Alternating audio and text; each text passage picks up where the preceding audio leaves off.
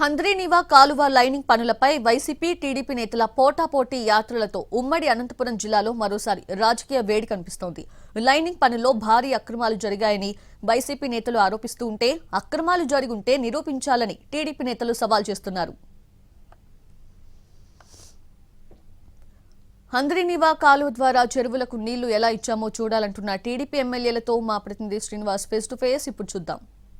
హంద్రీనీవా కాలువ లైనింగ్ పనులపై పోటాపోటీగా కాలువ పరిశీలనకు టీడీపీ వైసీపీ దిగిందని చెప్పవచ్చు. ప్రస్తుతం ఏదైతే ఉందో రాయలసీమ ద్రోహి చంద్రబాబు అని వైసీపీ అంటుంటే కాదు, రాయలసీమ ద్రోహి జగన్ అని చెప్పి టీడీపీ నేతలు విమర్శిస్తున్న పరిస్థితి. మనం బుక్కపట్నం చెరువులో బుక్కపట్నం చెరువుకు సంబంధించి నీళ్లు కూడా మొత్తం హంద్రీనీవాతో నింపబడిన పరిస్థితి ఉంది. ప్రస్తుతం ఇక్కడ మంత్రి సవితతో పాటు జిల్లా అధ్యక్షుడు రాజు, అలాగే పుట్టపర్తి ఎమ్మెల్యే సింధూరుతో పాటు పరిశాల్ శ్రీరామ్ కూడా ఉన్నారు. వీళ్ళని అడిగి తెలుసుకునే ప్రయత్నం చేద్దాం. ప్రజలకు మేము వాస్తవాలు తెలియజెప్పాల్సిన బాధ్యత మా మీద ఉంది కాబట్టి ఈరోజు చంద్రబాబు నాయుడు గారు రాయలసీమకి హంద్రీనీవా ప్రాజెక్టుకి చేసినటువంటి మేలు, చెరువులకి నీళ్లు, అదేవిధంగా వేల కోట్ల రూపాయలు ఖర్చు చేసి ప్రతి చెరువుకు నీళ్లు ఇస్తున్నటువంటి చంద్రబాబు నాయుడు గారు రాయలసీమ చరిత్రలో చిరస్థాయిగా నిలబడిపోతాడు. గత 5 సంవత్సరాల్లో హంద్రీనీవాకు ₹1 ఖర్చు పెట్టకుండా ఈరోజు కేవలం ఉనికి కోసం ఆరాటం ఆడేటువంటి వైసీపీ నాయకుల యొక్క అసత్యాలు, అబద్ధాలని ప్రజలు నమ్మకూడదని ఈ కార్యక్రమాన్ని చేపట్టడం జరిగింది.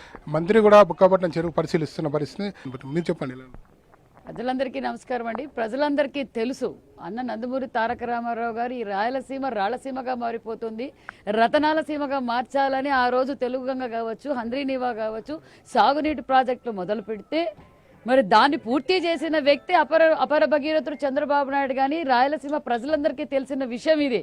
మరి ఈరోజు గత 5 సంవత్సరాలు అంటే రాష్ట్రం విడిపోయిన తర్వాత మన రాష్ట్ర పరిస్థితి ఏంటో మన అందరికీ తెలుసు. అప్పుడు కూడా ఇరిగేషన్ మీద ఎక్కువ శాతం పెట్టుబడులు అంటే ఎక్కువ శాతం ఖర్చు పెట్టింది తెలుగుదేశం ప్రభుత్వం.